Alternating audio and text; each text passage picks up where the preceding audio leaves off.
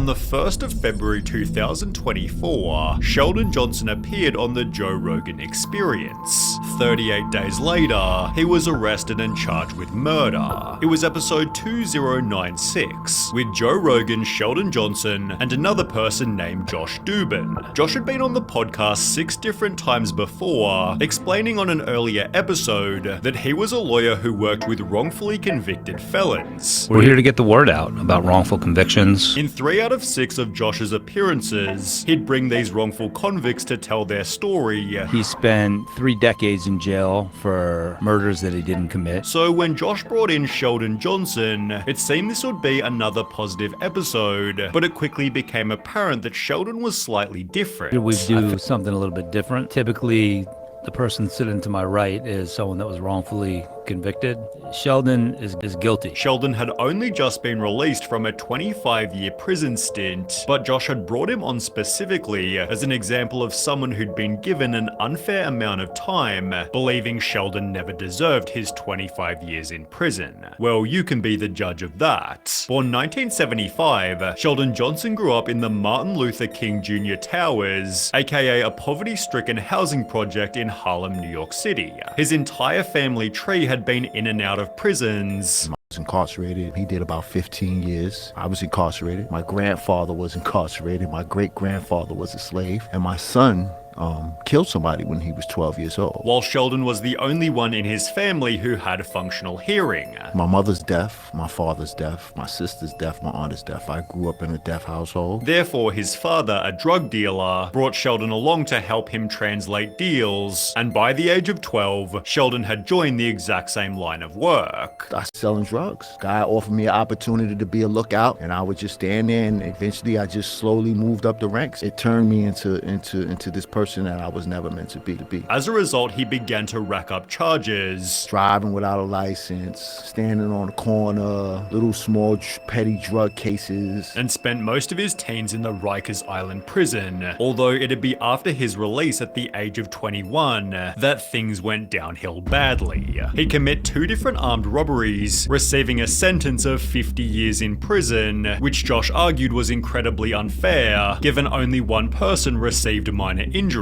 He got hit in the head with the gun right here on the side of his head, and he had 2 stitches, and they gave me 25 years for that case. Did you hit him in the head? No. Regardless, prison is where Sheldon realized he had to turn his life around. It was at worst, and I saw guys who were at their best. The guys who were at their best were guys who were involved in education, post-secondary education programs. Realizing the Prison Journal about hope, change, and reform. In his entry letter to my younger self, it explained just because you're surrounded by violence does not mean that violence is the way to solve your problems. Sheldon, 2 wrongs do not make a right. Violence only begets violence. Learn how to respond and not react. In a different entry, he'd state, as we know, I'm currently in prison, which I've learned does one of 2 significant things to its occupants. Brings the best out of them or the worst. I saw individuals who were at their worst, and I saw guys who were at their best. The guys who were at their best were guys who were involved in education, post-secondary education programs. Realizing the role model prisoners were those with an education, Sheldon spent years educating himself.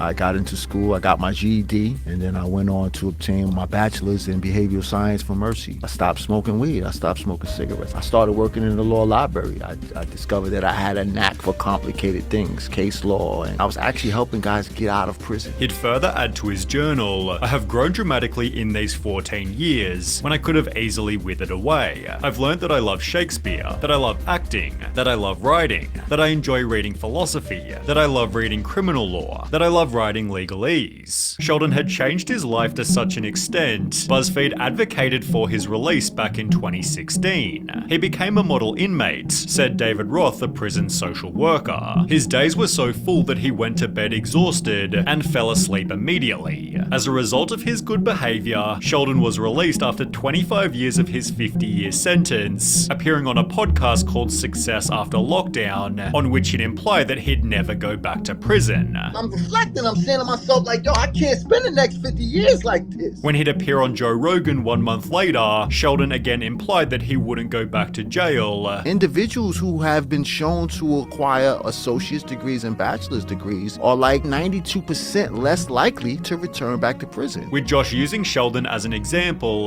that change was always always possible. How do you make change happen? He's living it and making it happen. Look at this beautiful mind and how he articulates himself. He began working for the Queen's Defenders, helping troubled youth. I'm trying to catch these kids before they fall, and I want to show them the way. And even began to consider more formal education. Sheldon asked me, should I go to law school before we came here? In the process expressing his disbelief that he'd turned his life around. I just came from the bowels of hell. 25 years in prison, and now I'm in the sky above the clouds in the heavens, headed to a destination to talk about change and to talk about all of the things that brought me to this place today. Joe Rogan even posted a clip titled, "Sentenced to 50 years, Sheldon Johnson decided to turn his life around." However, Sheldon would make one final important claim. But this is how fast your life can change from just one simple mistake.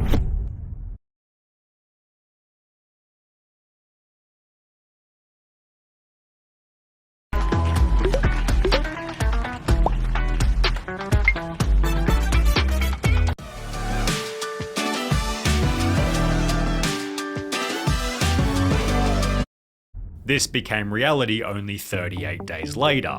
He claimed that he had turned his life around after spending most of his adult life in prison. In fact, last year, he started working for the Queen's Public Defender's Office. Well, now he is accused of killing a man and then dismembering his body. Sheldon was childhood friends with a man named Collin Small, with whom he'd also spent over 10 years in prison. Therefore, upon Sheldon's release, Small was helping Johnson get back on his feet. However, at some point, their friendship took a turn. On the 6th of March 2024, police received a call from a tenant who lived in New York, claiming to have heard 2 gunshots from Collin Small's apartment, as well as a voice begging, "Please don't, I have a family." Police drove over to the flat and knocked on the door, only to find Sheldon Johnson inside, who claimed that Collin Small had apparently gone upstate. Well, police searched the apartment and found half of Collin Small's body, finding the other half back at Sheldon's apartment, in addition to concrete and a Tyvek suit. CCTV outside Collin's apartment showed Sheldon Johnson entering and exiting, trying to conceal his identity with a range of different disguises. In one of these stills, he's seen wearing the exact same jacket as he was in a photo he took for the Queen's Defenders. Sheldon was therefore arrested and charged with Collin's murder, screaming "I'm innocent" as he was placed into the cop car. Sheldon maintained this innocence all the way to court. Yesterday, Sheldon Johnson pleaded not guilty to the charges. He had quite a few supporters inside the courtroom. As the comments on his episode changed overnight. Imagine being locked up for being wronged by the system for over 25 years, only to prove that the system was right. Amazing. The judge who gave him 50 years must feel pretty smart right now. I really believed I was gonna die in prison. Well, you're not wrong, buddy. Sheldon's own father stated, "I'm surprised my son was arrested. I was shocked. He learned and studied in prison for 26 years. He is a good man. He was doing work in a law office. There were no problems, but I doubt nobody was as shocked as Josh Dubin. He